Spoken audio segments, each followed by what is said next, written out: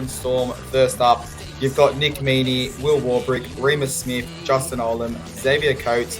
Now, looking at this lineup, yes, I know Jerome Hughes is suspended. However, this is what is active. We can give our opinions, but this is what is named on the NRL website at the moment. But you have Cameron Munster, Jerome Hughes, Tia Kamakamika, Harry Grant, Christian Wells, Trent Leore, Alicia Katoa, Josh Kinn, Tyron Wishart, Alec McDonald, Tariq Sims, Bronson Garlick, and 18th man, Tom Eisenhuth. Now, for me, I look at this, Baxter, and again, we know that Hughes was unsuccessful. He didn't downgrade, so he will miss the next 2 games, one being against the Tigers, one being about South Sydney. So it's a bit of an up in the air. I think if I'm looking at this game, I'm going to say Jonah Passet's probably the player who does come in. He does go in with Munster, and he does cover that half partner like he did when Munster was out. So what do you make of this Melbourne Storm side? And I'll flick it across to you for the Tigers.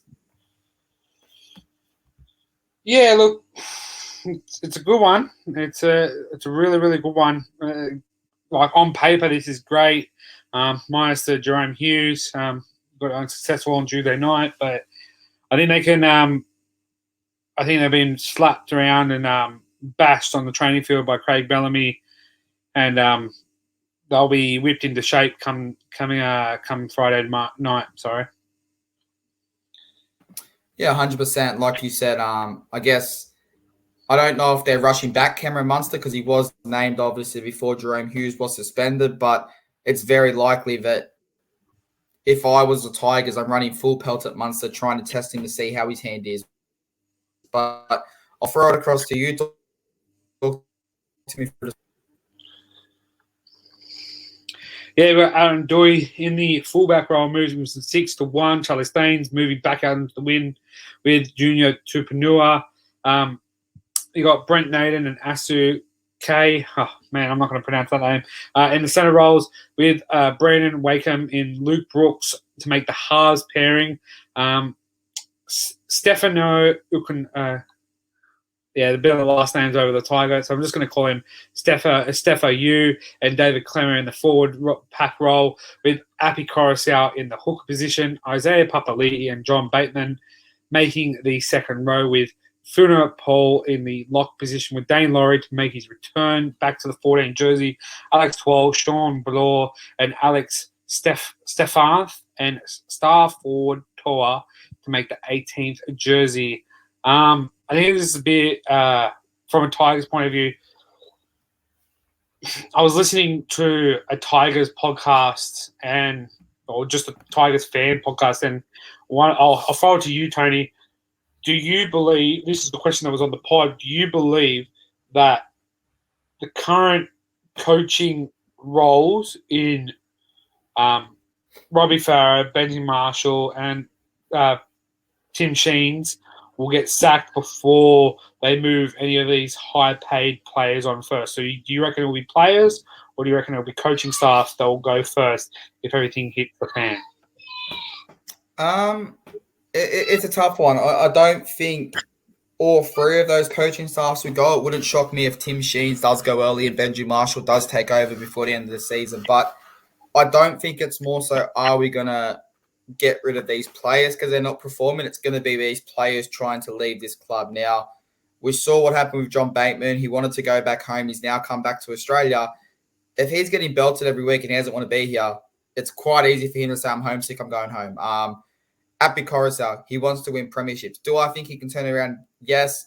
Do I think this team still needs a lot of work? Yes. So I guess to answer your question, I think Tim Sheens goes first from a coaching perspective. I don't know if he sees out the season, but I also think there's going to be some players that if that doesn't happen soon, they're going to want to walk. Yeah, I think Tim Sheen will see out his contract, and these players will go first. You got Brendan Wakeham. You know, he made the 14 jersey last week against the Dogs, and he came on and he was just a new face, a fresher breath air, a breath of fresh air, and he really opened up the game when he came onto the park and played in that sort of hooker role, sort of 14 wandering around position, and he gets the nod to play in the 6, and Aaron Doi pushing to the fullback role, which reports that he's got a turf toe. He's not really been retraining as much. I don't think he has that speed and agility that he once had before. He's been training as a 6 most of the preseason, so I don't see him playing. Charlie Stays wasn't a great fullback last week. I don't think he is a fullback role man. He's a winger, but you got Adam Doughty there, and I just don't think this is going to work well for him. And you got David Nokulima, who's now the guy that's been pushed out of the starting lineup, and reports that he will be heading to this Melbourne Storm. But as we say, 13 plus or 1 to 12, I am going Storm 13 plus in a big one. We talk about who is going to go first, and I've just had this come across on my phone while you were discussing that. It's been reported that Leeds Rhinos have already planning to offer Luke Brooks a contract for the 2024 season and beyond. So he could be the first player to leave. They get a experienced halfback in, whether that might be Mitchell Moses, and who knows what this team's capable of, because Papali'i, John Bateman, they've got the big players there. You've got Adam Doughty, you've got Brent Naden, you've got Api Coruscant.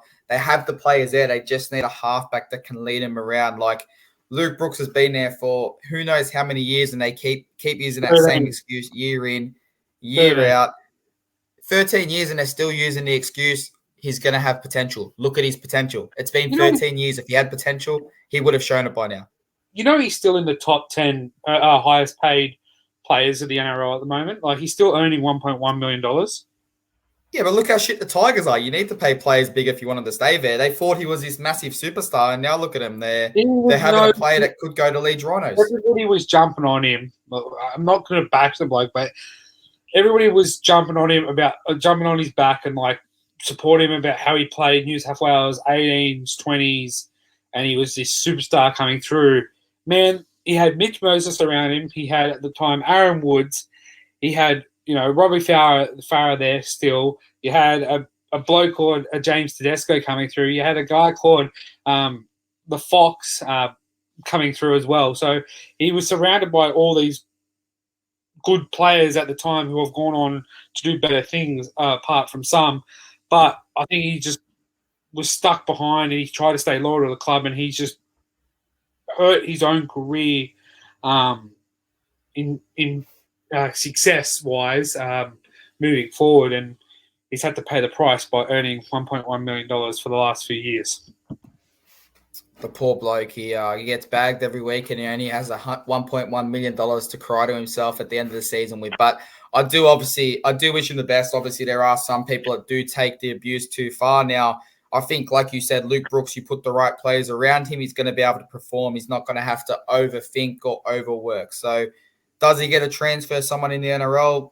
I don't see it happening unless it's one of those lower teams. But other than that, if he does go to the Super League, I do wish him all the best. And obviously, we've seen what happened with Jackson Hastings when he went over there and he became a man of steel. So we'll keep that one close look. We'll see if Leeds Rhino announce anything over the next couple of weeks, the next couple of months. But I'm going to have to join you on this one with a Melbourne Storm 13 plus. And if I'm being completely honest, I think it's going to go 20 plus, if not worse. So it's going to be very scary to start the season 0-4 for the Tigers. But